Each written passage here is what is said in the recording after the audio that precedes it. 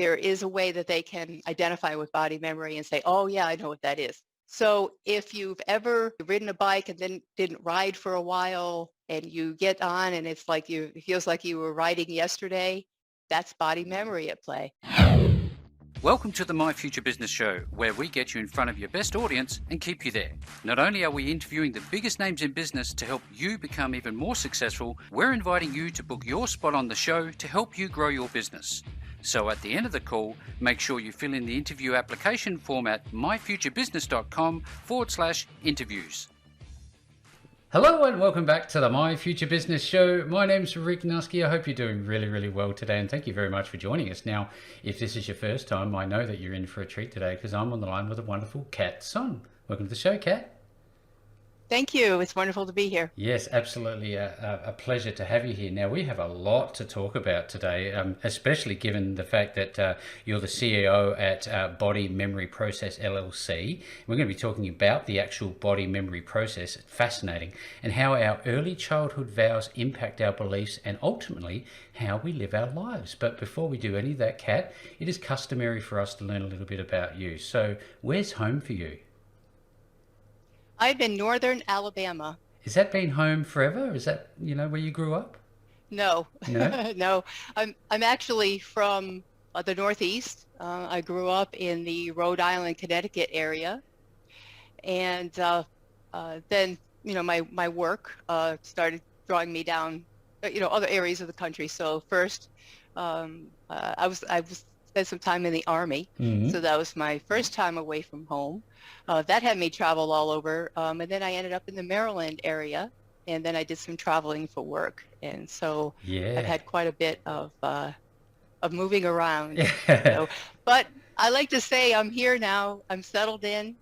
I don't have any intention to go anywhere anytime soon. Yes, you've certainly done a bit of traveling. I'd love to talk about your time in the Army and all the other wonderful things you've done at some length. Now, it's quite relevant to also talk about your childhood when you're growing up, given the fact that there's a lot to do with what you refer to as childhood vows, which we'll talk about in a minute. But what do you remember about your childhood? I remember spending a lot of time alone, essentially. Mm-hmm. I had two brothers. And interestingly, I didn't actually realize I was adopted until I was in my 30s, which Oh, is a whole wow. different story. Yeah, I can imagine. But all three of us were adopted. My brothers were enough older than I that I didn't really want to play with them. So I spent time, sort of playing with my toys. And then when I got old enough, I like to just go out and explore. Yep. My mom let me just sort of, she felt, I guess, basically at that time, it was safe enough for me Yep. to explore the trails behind the house. And I loved being out there. And I think that's when I first started to be very introspective. I Mm-hmm. started to learn about myself. I started to write rather deep poetry, I think, for that age. And I found that my time walking through the woods was very special. Yeah, they're formative years, aren't they? And you talk about your mother, Yes. and I also think a lot about who else might have been around you in your earlier years that may have helped you become the person that you are today. Do you have any people that you recall? Yes, I certainly my dad instilled a very strong work ethic. Mm-hmm. And he had a great sense of humor, just very steady and very loving person. Both my parents were. So it was really mostly my parents, and then probably my teachers. I was actually went to 12 years of Catholic school, Mm-hmm. so I had the influence of nuns and priests who were my teachers.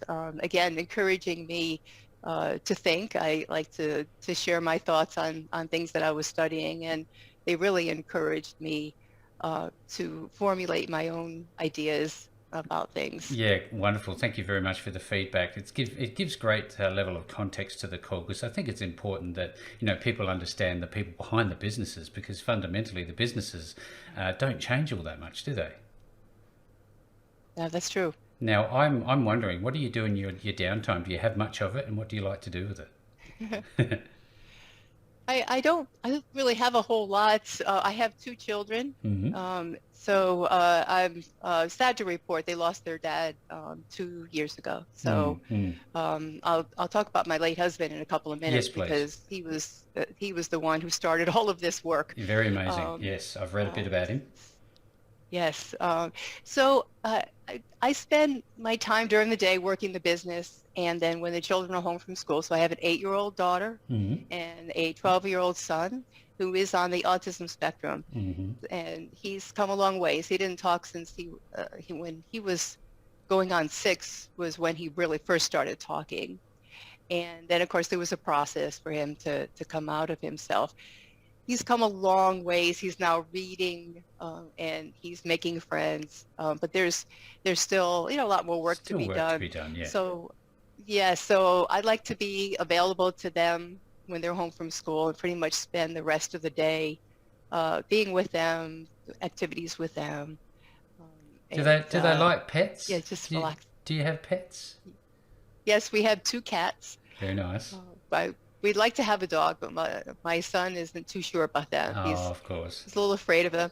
I think that if he sort of grew up with a puppy, he'd be okay, but we haven't taken that chance yet. Yeah, We'll see how absolutely. that goes. Now, We're not sure how the cats will feel about the dog either. So we always have to give the pets a name. So, what are their names? Callie and Lexi. So it's Lovely. Calypso and Alexandria.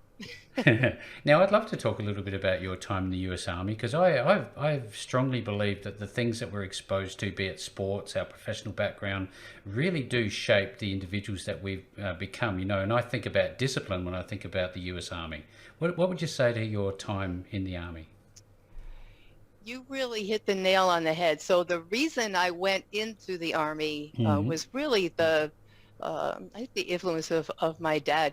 I was originally going to go into the Navy. When I took the testing, um, they, I qualified for the type of intelligence work, so battlefield intelligence support. Hmm. And I again, I wanted to be in the Navy because my dad worked with Electric Boat, building the nuclear submarines up there in Connecticut. And I thought I wanted to go Navy, but at the last minute, it seemed they said that there was a loan forgiveness program that only the Army had. So it Shifted. just switched over to the Army. But as far as the impact that it had on me was exactly what I really needed was a kick in the butt because I was very distracted in college. When I started out in pre-med, but I had been trained in voice and in piano Hmm. since I was a teenager. And I thought I really wanted to go into music. And so I spent more time in the fine arts building than I did in in the library, perhaps doing the studying I needed to. So things were I was confused, I think, as to really what I wanted to do. And it wasn't until I was in the Army, I really started to gain that self-confidence I needed. I started, gaining awards, Hmm. and I was the top of my class and this and that. And things really turned around for me then. Yeah, I mean, I take a lot of time talking about this with people because anybody who's served understands the amount of work and the amount of growth that you go through as well. Now, given that you're a parent and you're also a business owner, your days must start early. I'd love to talk a little bit about what a typical day would look like for you. Do you get up early? I do. So I'm actually retired from the federal government. So I Hmm. spent 36 years with the federal government. Yep. And, most of my colleagues who are retired get up a lot later than I do. So having children in school, I get up about 6 o'clock Yes. to make sure that I have things going, breakfast and lunches, and that I get them, going and dressed and everything they need to do Yep. to get out the door. Yeah. So that's how the day starts. I consider, my health. So it's just me now. Hmm. So I consider, my health to be uh, very, very important to the future of my children. Yep.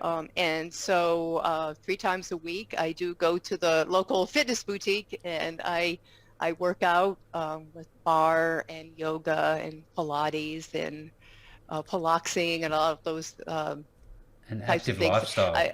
I feel like I will share with everyone. I am 60 years old, Mm-hmm. and Mm-hmm.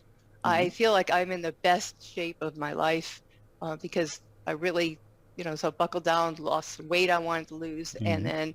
then for the past year, I've really been getting myself really, really into shape so I can have that long day that Continue I to live. have. Yeah. Yes. So when I'm done with the workout and the shopping or anything else that I need to do out, then I have the core hours where I'm working on the business. This might be a good point to talk about my late husband, David Yes, let's do Sohn. that. So he was the one who created body memory process, and the way that he would work the business is he would have someone who would organize his work in a city somewhere in the country. He would travel out there. He would speak to usually a rather large group of people. It was a free introduction. Mm-hmm. Like we have now, how we have free webinars. Come, listen, and he would talk to them. And when he was done, they would have the opportunity to sign up to work with him. He would stay in that city for 2, 3 weeks, longer if needed, to work with those people. And he would work 2.5 to 3 hour sessions, and he would just line them up back to back. He Back to would work back. very long days, but that was the way, it was him. He had a few apprentices, but it was really him doing this work one-on-one with people. And I don't have the luxury of being able to just, pick up and go travel to a city and, Mm-hmm. because I have these wonderful children. So most of my work has been to scale this, to be able to present it in the way that people can do this work themselves. Um, there's nothing like being in the room with David Sohn. He was very intuitive. He was like people described him as like a laser beam, as opposed to like traditional, psychotherapy and work that is more like a flashlight. He could just get right at the issue rather quickly Mm-hmm. because he would do what he called listen people. He wouldn't listen to them. He would listen them. Very different in when you're listening someone, you kind of pull your own energy in and probably like you do. I mean, the focus is on you. We're here to hear you talk.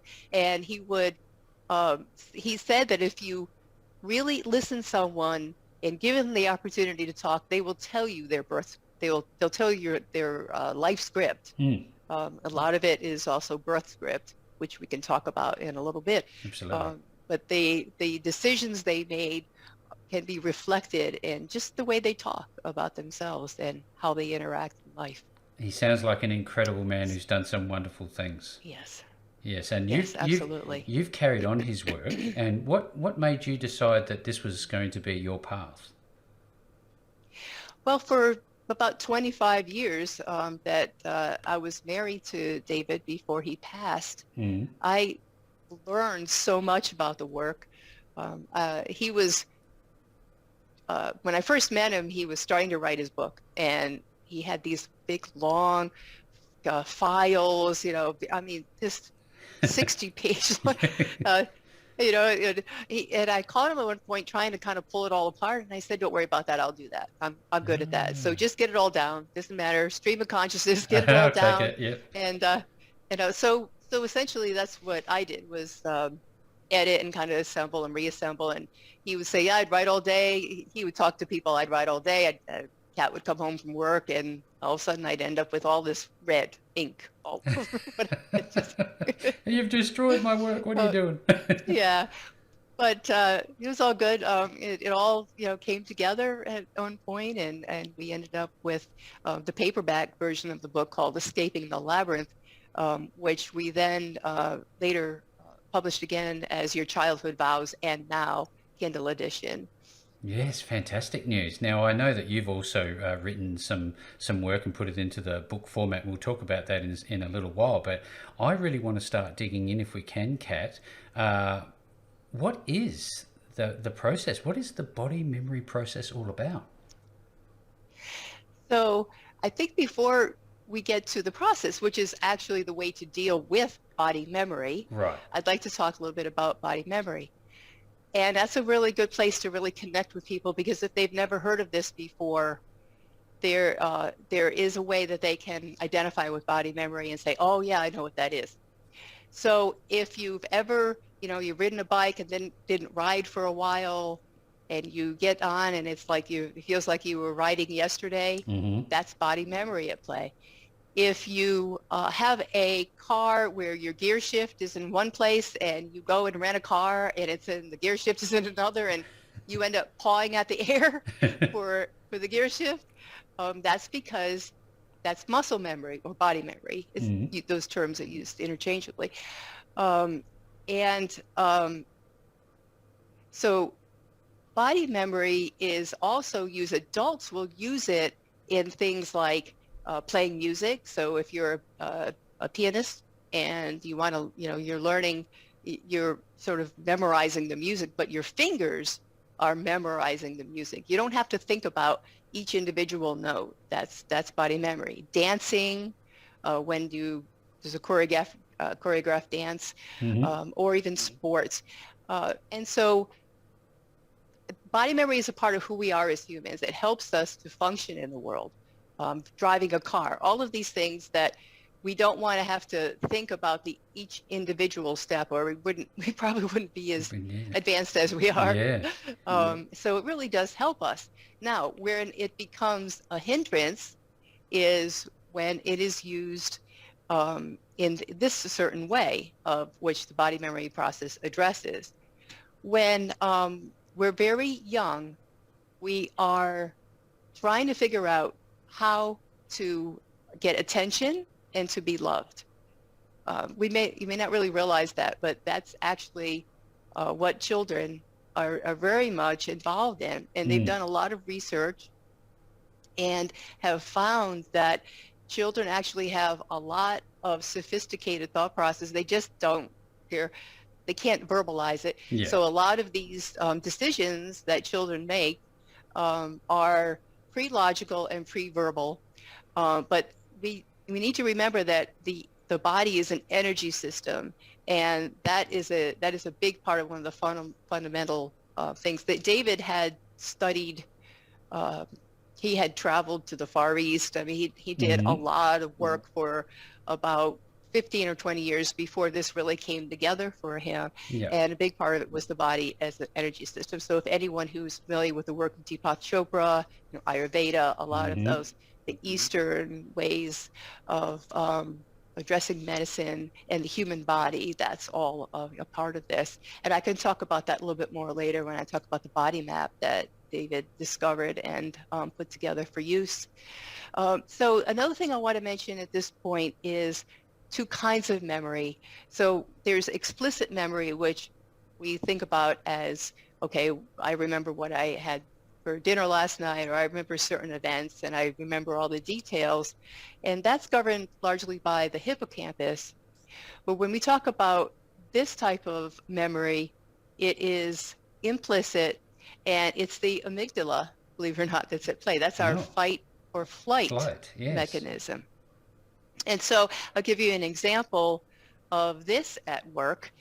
If someone's in a car accident and just before the crash, there was the squealing of brakes and the tires making Mm-hmm. noises, and maybe they smelled rubber. There was all of these sensory things, Sensory. Yeah. yes, information.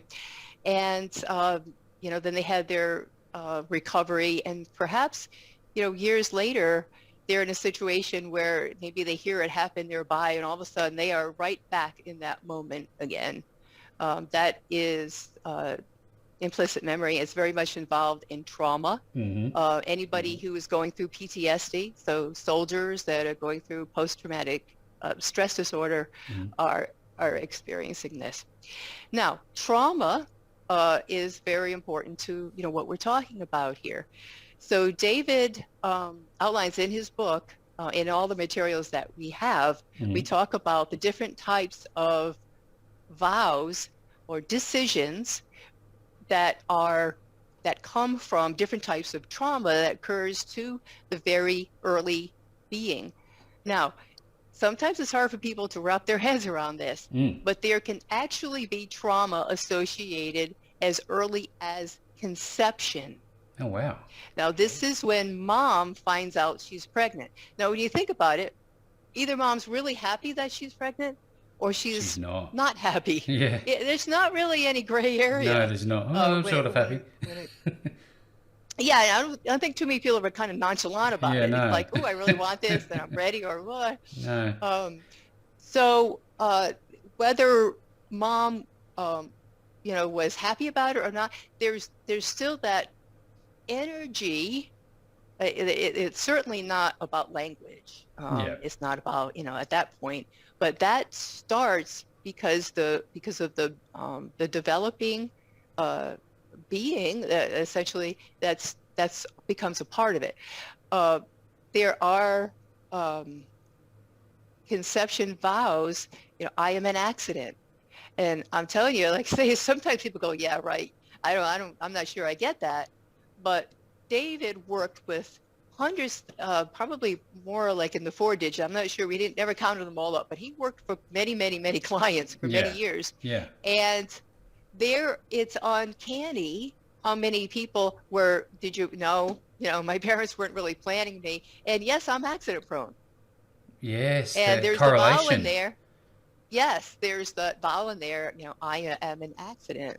Now there's a few more vowels that are associated with what be more like, well, it could be at birth, but now we find out a lot earlier. The gender of the child, a lot of people are finding out about 20 weeks. And Mm. there's still going to be a reaction when we find out whether it's a boy or a girl, whether it's at birth or, Yep. while we're still in the womb. Yep. And there can be a disappointment.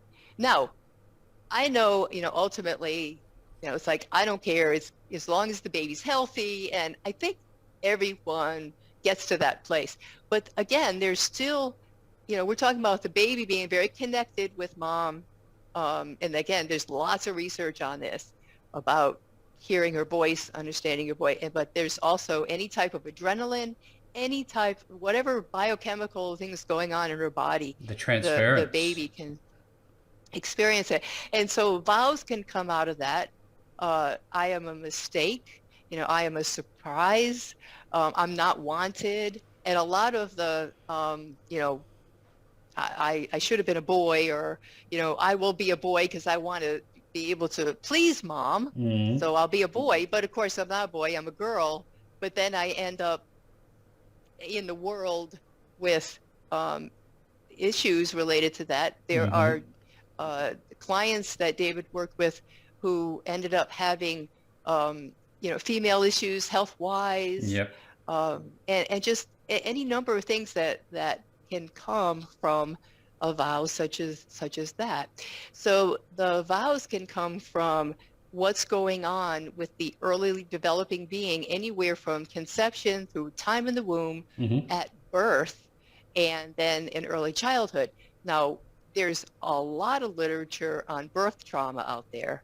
Um, Le Boyer, there's a few authors who, The Mind of Your Unborn Baby. There's a lot of books out there that talk about birth trauma, because the, well, aside from any of the complications that can happen, Mm. the baby is emerging from this perfect environment into what's often a rather harsh environment with the bright lights and the, certainly going to be colder. Mm. And so there's things that can be said by the birth team that will be that will be picked up. Implanted There are into their some, memory, yes, as it were. there are some things that are not very kind that can be said at that time, and Mm. they have emerged through David's work with people. Wow. It's There's quite a, amazing. it's such a deep topic. I know that this is something we could spend many, many hours on. Now, I'm wondering if we could maybe direct the discussion to, I guess, somewhat of the unlearning process. Is there an unlearning of, I guess, negative memory imprints, for lack of better ways to put it? So that's where the process comes in for the body memory process. Oh, right. There is so there is if a client, someone wants to come and if they want to work with David, now if they want to work with me, and Yep. I have an arrangement, I have a multimedia course, and so again, to be able to offer this as broadly as possible, and that I can engage with people through technology. Mm-hmm. I have an offer where you can talk to me first, Yep. and then work the course, and see if you can get through at least through the discovery session. I have a almost hour-long video that talks you, well, just walks you through the whole everything through the discovery part. Um, and then you can re-engage with me and we can talk about the list of vows that you discovered. And then I'll talk to you about what the homework process is. Now, the homework is 90 days, Mm-hmm. and that's because of needing to retrain the new cells. So you think about body memory and the memories being stored in the long muscles of the body. Mm-hmm. Because the body renews, the cells renew themselves. We have the opportunity to sort of recreate ourselves. We can uh, disavow. So there's a three-pronged process that David created called essentially emptying the cup. You know, the old story of Master, teach me everything you know. The tea, he's pouring tea, and Mm-hmm. the he keeps pouring, and the cup overflows. And he says, but Master, my cup is already full. Well, so is your mind. I can't teach you anything. Ah. So it's the same way. Um, uh, the let's see, it was Rudolf Steiner who said that by the time we're about 5 years old, we've largely decided how I am, they are, and life is. There's not really much anything else, right? And so if we've already got all those decisions that we've thought we think we figured out the world when we're that young, Mm-hmm. then we need to be able to empty that cup so that as adults we can live consciously, so that we can make choices in the moment without all of that baggage sort of influencing our Yes. our, our Yeah. choices. And so the body memory process is about emptying the physical cup, emptying the mental cup, emptying the spiritual cup. The physical cup is emptied through disavowals. So I have discovered a vow. I'll talk about me. I've always called myself David's poster child for this work. So I was born extremely premature. Mm-hmm. And so I, um, I didn't realize until I was an adult, and I was so nervous being in front of groups. Yeah, I could not talk in front of anyone without getting just like almost fainting. I was so nervous. Mm-hmm. And I worked David, and we discovered that because I was in an incubator in 1961, Mm-hmm. nobody really expected me to live. I was born at 6 months gestation, very Wow. violently, and I, I ended up with people, looking at me all the time through the incubator. And I realized that, again, this is through energy. Mm-hmm. Um, I picked up on what a lot of them were thinking, and that was that I wasn't going to make it. And I had the vow, they watch me to see when I'm going to die. Goodness Now, me. just think about that when I'm, standing in front of a group as an adult, and I don't know why I have all of this, just with all this energy focused on me, why I have this type of a reaction. That connection. But, Yeah. there it is. So I emptied the physical cup. I disavow they watch me to see when I am going to die. And I did that for 90 days. I did the forgiveness work. That's the spiritual cup. So there's a forgiveness process Mm-hmm. as well for whoever may be involved. The NICU team, whoever may be involved in whatever scenario that was the decision was made around. And then there is an emptying the mental cup process.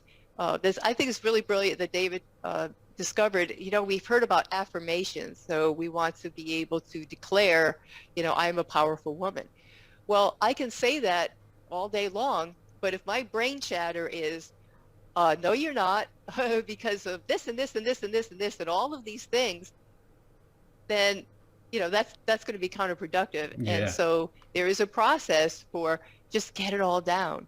Just write down the affirmation on the left side of the notebook, what does your brain say on the right, and sort of like get it all out, Get it all out. get it all out. And then there may be any number of other things that you could discover in that process, and work on that too. But that is there is the good news.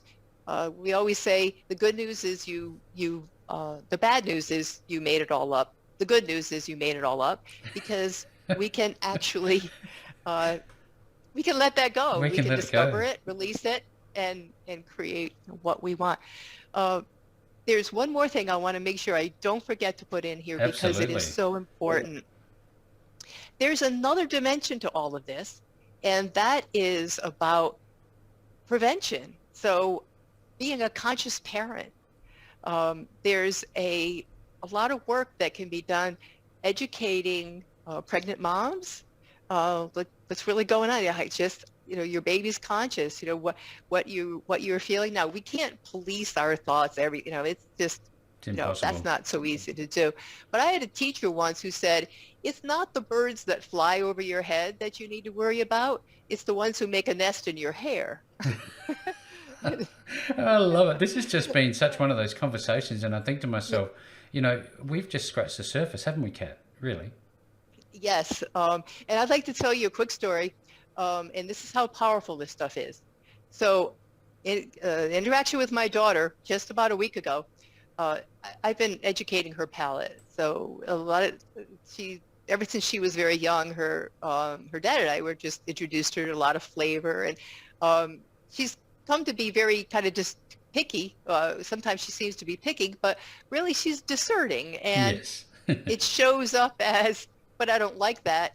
And I'm like, well, I'm just going to waste that now because it's not something that I would eat. Or in this particular instance, it was something a little too sugary for me. And so I ended up saying, you must think I'm made out of money, and slammed the container in the garbage. And all of a sudden, I was sort of pulled into that wonderful observer place where it's good to be in life, Mm. so that we can just see ourselves and kind of that's that go up to the mountaintop, Oh, right? yes, and Step look back back, down. see yourself, see the interaction, and get clarity. And I realized that these are the moments that vows are created. That's Yes. that's that could be a very traumatic moment. My daughter could have decided something like, okay, so I just won't share my opinion with mom anymore, right? Mom gets upset. Well, that's then down the road, she's a teenager, and when I really would, it's really good for her to be in communication with me. Maybe, Mm. maybe there's some damage to that relationship, Mm. or perhaps even worse, she gets to be an adult, and if she says, "Well, money is more important than my opinion," she could end up in a job that pays well, but maybe she has an abusive boss, Yeah. or maybe she doesn't feel like her talents are being used to the extent that they could be, but she might choose to just stay in that job because, well, it pays well, Pays well. and she may not be conscious, not remember at all where that decision came up, or for that interaction that she had with mom when she was 8 years old. That's when it could happen. Do you know what? This comes back to that discussion we had about your childhood growing up in those formative years. Now, I want to shift gears now, because already at the pointy end of the call, it's amazing how time flies when we're having such a great conversation, and it's been a real privilege for the My Future Business audience to listen in on this. Now, what is the process, and where are people going to actually go when they want to start connecting with you? Yes. So my website is bodymemoryprocess.com. There's no www, even No, though if you put it in, it it still will it works. will still go there. Yep. Um, and so there's a lot of information on the website. And there's also a link there to a practitioner network that I'm in called heal.me. So it's heal.me Mm. slash BMP, which stands for Body Memory Process. And that's where my course is available. Which of course includes the body map, which I didn't go into any detail about. I just like to say that the body map is interactive. It's something that I would like to turn into an app. one day. Yes. Wow. That's a dream of mine, Yes. because there's so much that David discovered that there's a lot of um, AI could really help this out a lot, Hmm. and people might not be able to come up with, oh, here's definitively, your set of vows, but it could certainly crunch through a lot of that information and be able to get them a lot closer to trying to figure out, just what's going on that's running them. And build a So the picture. body map, yes. So the body map right now is interactive, and it's well explained. There are over 900 vows that have been discovered over the past 30 years of working with clients. Just, in there, coded according to where they show up. David had identified the map of the body, right side, left side, front and back. It all means something, and Hmm. where the tension is showing up in relationship to the chakra, the energy system of Everything that's each of the involved. chakras in the body. Wow, if you're on this So call today and you're listening into this and what Kat has to share, again, we've just touched the surface of this wonderful topic that has the potential to change lives. And if you want to learn more, I'm going to be making sure to put the link bodymemoryprocess.com below this post. So no matter where you hear this interview, you are most certainly going to be able to connect with Kat. And with all that being said, Kat, thank you so very much for spending some time with me on the My Future Business show today. thank you. It's been an honor to be here. Thanks for joining us today. If you enjoyed the call, then make sure to subscribe, leave a comment, share us with your friends, and book your spot on the show at myfuturebusiness.com/interviews. And if you're looking for solutions that will help grow your business, then visit myfuturebusiness.com/shop.